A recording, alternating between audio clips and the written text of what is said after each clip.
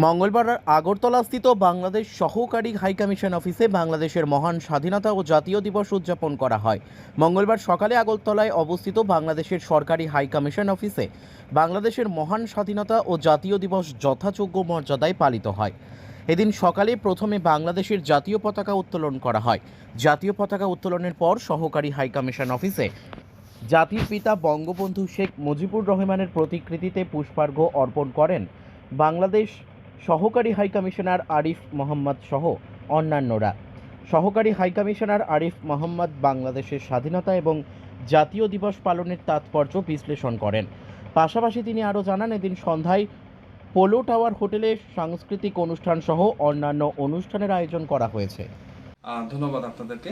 আজ 26শে মার্চ বাংলাদেশের জাতীয় দিবস ও মহান স্বাধীনতা দিবস। আমি আজকের এই দিনে আমি বাংলাদেশ সরকারের পক্ষ থেকে, জনগণের পক্ষ থেকে, বাংলাদেশ সহকারী হাই কমিশন এবং আমার সহকর্মীদের পক্ষ থেকে ত্রিপুরাবাসীর সকলকে জানাচ্ছি অভিনন্দন।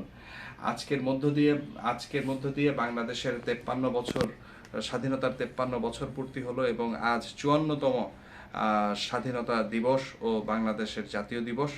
এই দিবসটি সবসময় অত্যন্ত আনন্দের সাথে এবং মর্যাদার সাথে বাংলাদেশ সহ সারা বিশ্বে বাংলাদেশের দূতাবাস সমূহে আয়োজন করা হয়ে থাকে।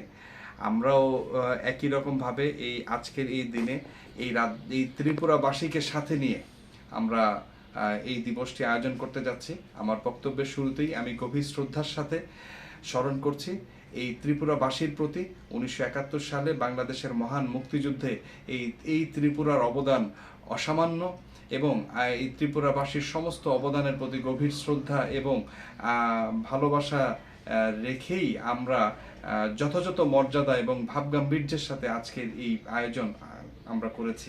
আমাদের এই আয়োজন মূলত 2 পর্বে বিভক্ত। প্রথম পর্বে সকালবেলা জাতীয় পতাকা উত্তোলন এবং বাংলাদেশের মহামান্য রাষ্ট্রপতি মাননীয় প্রধানমন্ত্রী প্রদত্ত বাণী পাঠ এবং এই মহান স্বাধীনতা সংগ্রামে নিহত 30 লক্ষ শহীদ এবং 2 লক্ষ সম্ভ্রমহারা মা বোন সহ অবদানকারী সকলের জন্য বিশেষ দোয়া ও প্রার্থনা আয়োজন করা হয়ে থাকে।